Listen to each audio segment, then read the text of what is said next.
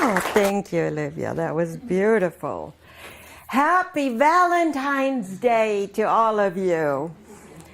How beautiful to see you all having made the decision to celebrate love in this sacred space today. So, of course, how could we talk about anything other than love today? But let me ask you something. What does your heart look like? Is it something like this? Little squishy, and you may notice that it actually had a little needed repair. Well, whose heart hasn't at one point needed some repair, right? But it's still open, it's still flexible. Or is your heart a little bit like this? See, that's also a beautiful heart, but it's hard, ouch. It doesn't move much. It's rigid. And sometimes life's events can cause that. It can cause our hearts to harden. And they're still beautiful hearts. But isn't it nicer when there is room, flexibility, movement? So let's talk a little bit about hearts and, of course, about love. No other topic has been written about, sung about, expressed in oh so many ways as love. It seems to be the one energy that keeps us going, yes, through all of life. And of course, the heart cannot just hold love, it can hold the opposites. And the heart is a powerful center. And we sometimes think, oh, love is a feeling, love is an emotion. But have you noticed how the English language is really very wishy-washy about the word love?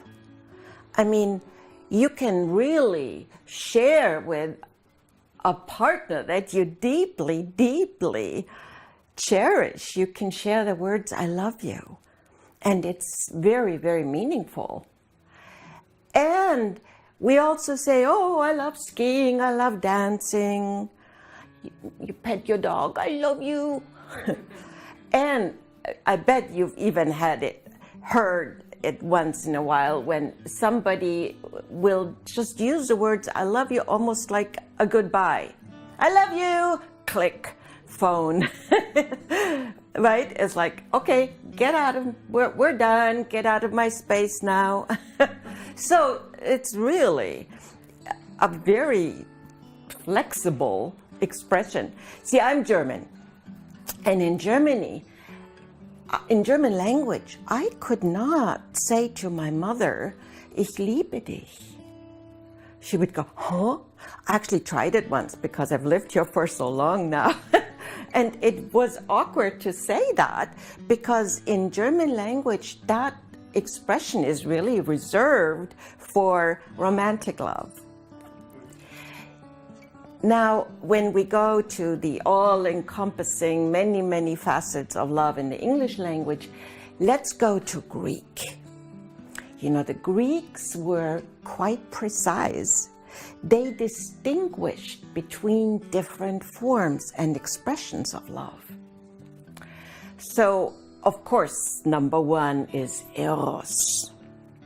That's where the word erotic and all of that comes from. Eros, the powerful, sensual, passionate love. That is the base of attraction. And, you know, it was given to us for a good reason, yes? That it's not just, of course, just not chemistry alone, but it is such a powerful force that can literally blind us, yes? Eros. And it can drive us to do pretty crazy things. But it is such a driving force through all of history, through all cultures. So it has been given to us as a gift.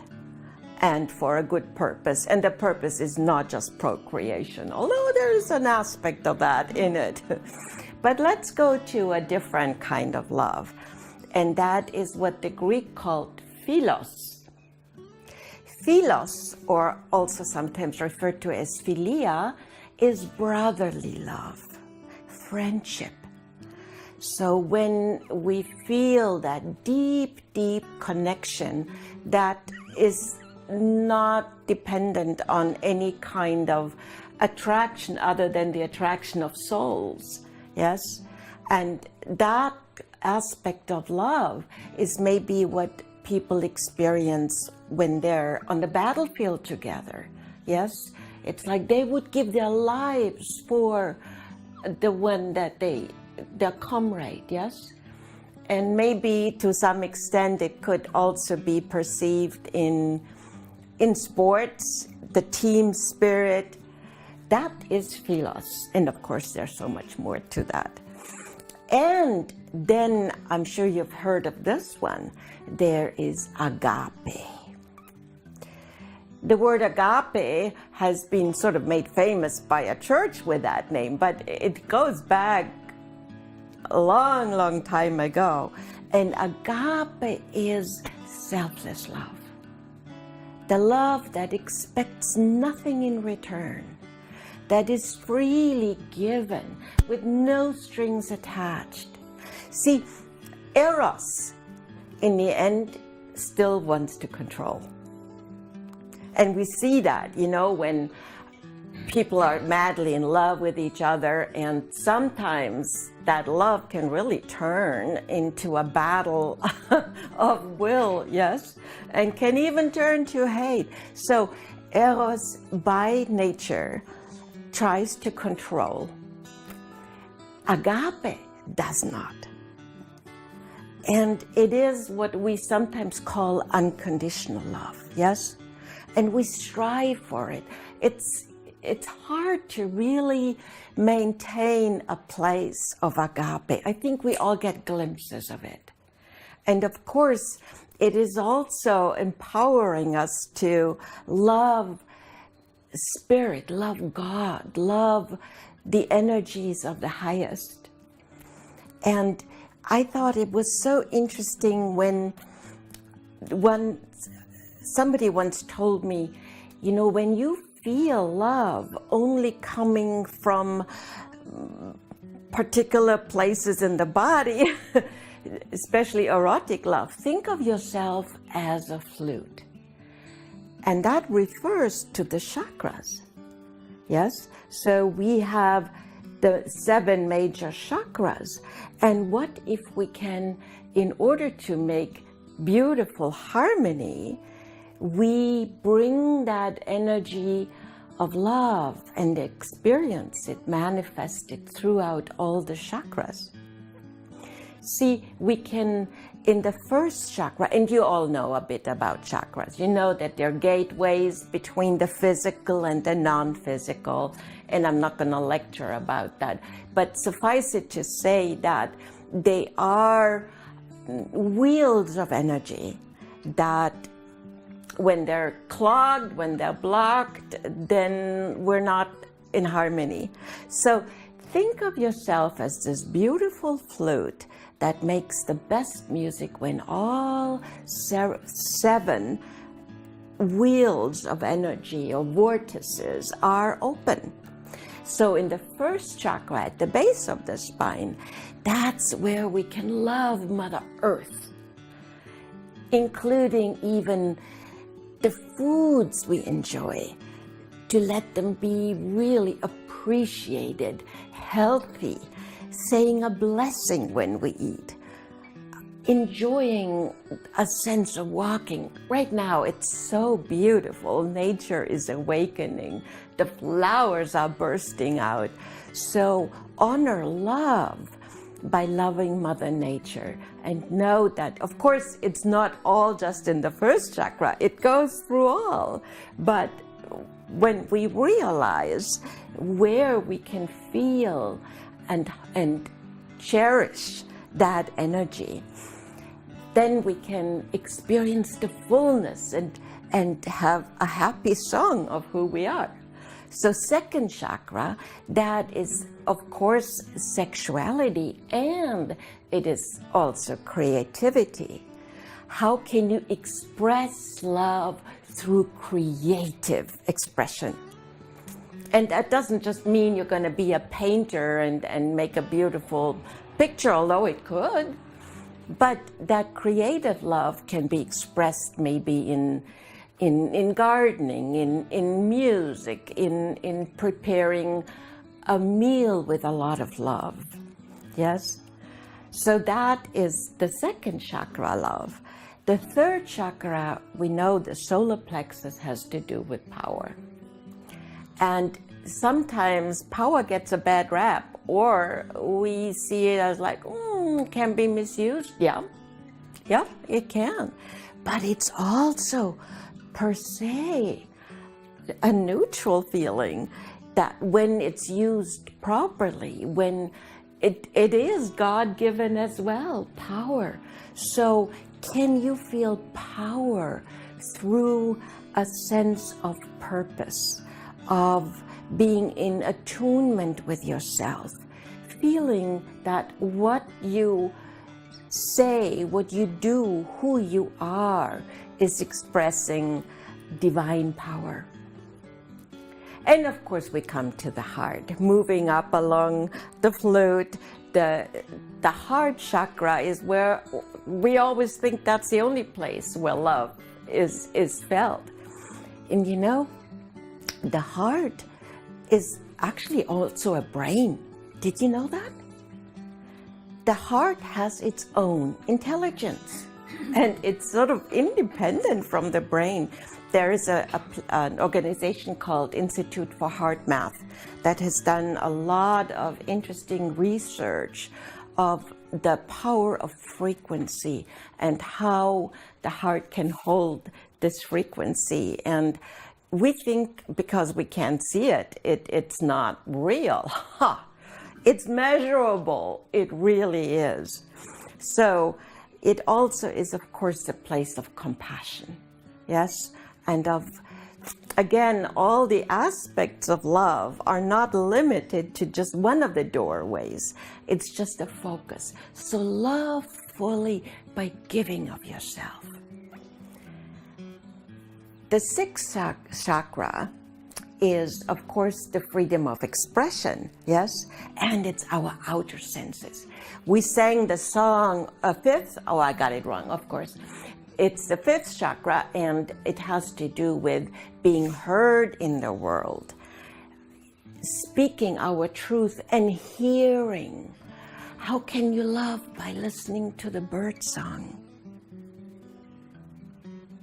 I hear it.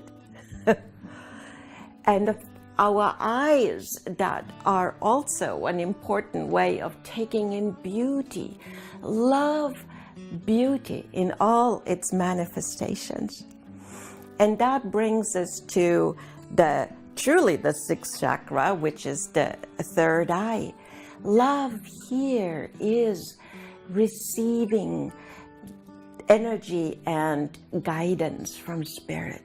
Yes, and feeling when you are a healer or you receive healing, that's that flow, that beautiful flow of higher love that blesses us and has the power to heal.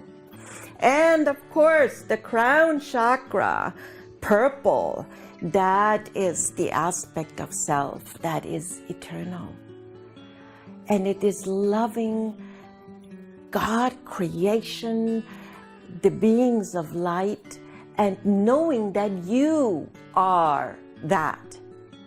See, that brings us to an important point, because we haven't talked about self-love yet. It's another one of these notions that has sort of a bad rep, yeah?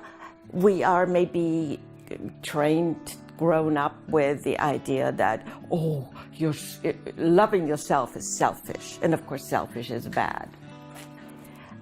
Don't we all know a couple of people who give, but they don't know how to take care of themselves?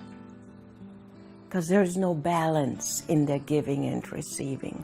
So self-love, it has to be there. You know why? Without self-love, you cannot truly love another. And maybe not even love God. I'm not sure about that. So healthy self-love also means that when I look at you, I look in a mirror. You are I. I am you. It is the connection. It is doing away with that illusion of separation. And that is one of the big changes that we are experiencing right now. That this illusion of separation is truly proving to be an illusion. And we now know that we are connected, that when our brother, our sister suffers, so do we. The little image of being an island, and as long as that little island is well taken care of, everything's fine. I don't think it works anymore, if it ever did. So let's embrace that sense of global community. And sometimes it's easy to feel powerless, yes? Like, what am I supposed to do about war and hunger and all of that? Well, you have the tool of sending heart energy, of lifting the vibration. And when you take good care of yourself and your heart is happy, then you're also contributing to the greater good. Hey, that sounds like a win-win to me, doesn't it? If I really love what God has given me in this body temple that houses my eternal spirit, if I take good care of that and honor it through what I take in, including the images I expose myself to. You know, if you feed a lot of violence in there, it affects your frequency. So let your heart be happy. Let it sing, let it dance, let it celebrate creation. So there is so much more to share, but I want to tell you one quick story. And it, in a way, illustrates the different kinds of love. It's a story from India, the story of Mahushna. So I'll read it. Here is a traditional story from India about the nature of a true lover. One day there was a royal parade through town. Mahushna, the village fool, saw the princess in the procession and fell in love at first sight. He became so intoxicated with his love for her that he did nothing but sing her praises all the time. Eventually, the king was told about it. There's somebody out there who won't quit singing your daughter's praises. He doesn't want anything else, and he doesn't think about anything else.